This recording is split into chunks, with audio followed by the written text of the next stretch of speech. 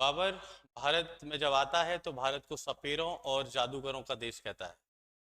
लेकिन इस जादूगरों के देश में कई सारे जादूगर ऐसे भी पैदा होते हैं जो भारत को न केवल आगे ले जाते हैं बल्कि संघर्ष, त्याग और बलिदान से इस देश की जमीन को कुछ इतना सींचते हैं कि इसके मान को इतना ऊपर लेके जाते हैं कि पूरी दुनिया फिर भारत की तरफ एक आशा भरी दृष्टि से देखती है। उसी जादूगरों में से एक और जादूगर थे जिनका नाम था पोटी श्री रामालू। ऐसा व्यक्ति जो आंध्र प्रदेश में पैदा हुआ।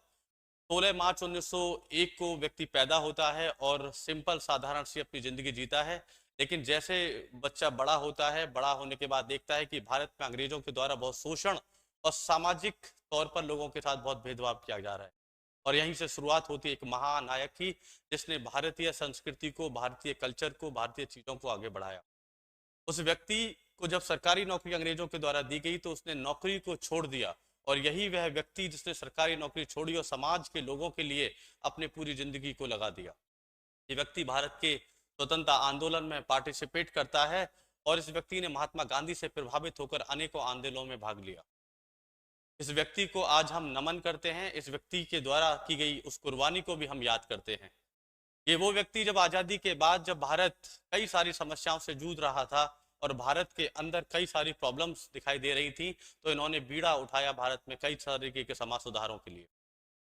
16 मार्च को पैदा हुआ ये व्यक्ति अपनी जिंदगी को आगे बढ़ाता है और आजादी के बाद 19 अक्टूबर 1952 को एक ऐसा आंदोलन करता है जिस आंदोलन में इस व्यक्ति को ऐसी जगह पर पहुंचा दिया जहां आज इसे महानायक के रूप में जाना जाए। 16 मार्च को पैदा हुआ ये बच्चा या व्यक्ति और 19 अक्टूबर को एक आंदोलन करता है। 19 अक्टूबर 1952 को एक आंदोलन किया जाता है और आंदोलन होता है 58 दिन का। 58 दिनों का एक ऐसा आंदोलन जिसमें ना कुछ खाया गया ना पिया गया। भूख हड़ताल की गई और भूख हड़ताल के बाद 15 दिसंबर 1952 को इस व्यक्ति की मृत्यु हो जाती है। और आंदोलन के पीछे का कारण था कि एक राज्य का निर्माण करना है जो राज्य भाषा के आधार पर बनाया जाए और उसका नाम होगा आंध्र प्रदेश। पुराने समय में राज्य चल रहा था जिसे मद्रास के नाम से जाना जाता था और मद्रास राज्य से एक राज्य को अलग करना था जिसका नाम था आंध्र प्रदेश, जहाँ पे मैक्सिमम लोग तेलुगु भाषा बोलते थे। तेलुगु भाषा के आधार पर आमरण अनशन करते हुए 15 दिसंबर 1952 को इस व्यक्ति की डेथ हो जाती है और फिर एक नए दौर की शुरुआत होती है।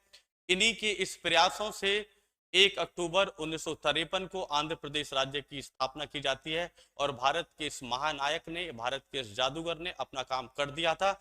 दुनिया आज भी इसको सलाम करती है और इनको हम आज फादर ऑफ आंध्र प्रदेश या आंध्र प्रदेश के पिता के नाम से जानते हैं। ऐसे व्यक्ति को बार बार हम नमन करते हैं।